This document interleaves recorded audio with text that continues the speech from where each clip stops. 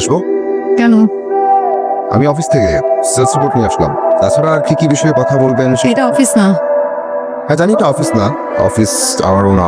Office কম্পার্টমেন্টের ভেতরে বসবাস করলে বাসা অফিস অফিস বাসা সব মিলে সে একাকার হয়ে যায়। চেক করেননি অফিস আর বাসাকে এক করেছেন? প্রাইভেট জব যতক্ষণ, অফিস ততক্ষণ শারীরিক, বাসায় এসে মানসিক। মানে দিনে অফিস টাইমে ইচ্ছে মতো খাটিয়ে নিল, তারপর ভবিষ্যতের মানে আগাম কর্মকাণ্ড দিয়ে দিল।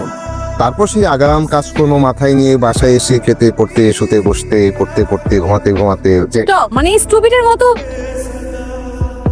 আপনি আপনি ইয়েস আপনাকেই মানায় এরকম স্টুপিডের মতো কথাবার্তা বলা। মানুষকে তুচ্ছতাচ্ছিল্য করে কথা বলায় আপনাকেও কিন্তু বেশ মানায়। এতক্ষণ যাবো দাঁড়িয়ে আছে, একবার ফিরেও তাকালেন না।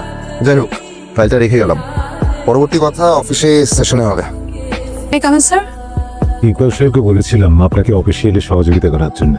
জি, গত রাতে উনি আমার বাসায় গিয়েছিলেন। রাতের বেলায় তো যেতে বলা হয়নি।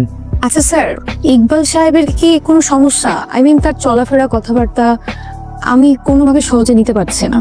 কথাবার্তা আমি ইজি ফিল করছি না। ঠিক আছে, আমি দেখছি। জি স্যার। শুনুন, এখন থেকে জিনিয়াকে জায়েদ সহযোগিতা করবে। কেমন স্যার, কোনো সমস্যা? আই মিন উনি কিছু বলেছেন? যা বলেছি তাই করবে। অতিরিক্ত কোনো কিছু আমার পছন্দের না, এমনকি অতিরিক্ত প্রশ্ন না। আপনার পছন্দ অপছন্দে আমার কিচ্ছু যায় আসে না। কার পছন্দ অপছন্দের চাইতে কোম্পানির ভালো মন্দ আমার কাছে অনেক বড়। আপনি পরিবর্তন মানেন বা না মানেন, রিফরমেশন আসবেই, সংস্কার হবেই, চেঞ্জ হবেই।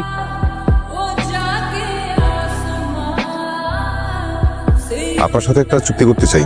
আপনি এই অসময় দেখলাম একা একা হাঁটছেন, ভাবলাম কাজের কথা সেরেই যাই। মানে আপনার কথা বলতে এরকম রাত বিরাতে আসতে হয় কেন? মেয়ের সাথে কথা বলতে হলে সময় অসময় দেখে আসতে হয়। জাহাজ যখন ডুবতে থাকে, নাবিক তখন দিশে হারা, সময় অসময় জ্ঞান থাকে না। মানে এই কোম্পানিটা ডুবে যাচ্ছে, সবাই সুযোগের অপেক্ষায় আছে। আপনিও তো সুযোগ কম দিচ্ছেন না। মানে শ্রমিকদের দায়িত্ব কার? আমার। আপনি তো সেলস ম্যানেজার, তাই না? সে দায়িত্ব তো আপনার। তাহলে সেলস বাড়ছে না কেন? শ্রমিক অসন্তোষ কেন চলছে? আমাদের কোম্পানিতে এত এত মেশিনপত্র কয়টা চালু আছে জানেন? জানেন না। আমাদের মেশিনে প্যাকেজিং না হয়ে বাইরে ডাবল খরচে প্যাকেজিং হয়, কেন জানেন? জানেন না। জেনে এসে কথা বলুন প্লিজ। পথে নামুন, মানুষের সাথে কথা বলুন, সব জানতে পারবেন। আমি কি করব না করব সেটা আমার ডিসিশন। আপনার এই বিষয়ে আমাকে প্রেসক্রিপশন দিতে হবে না। Thank you.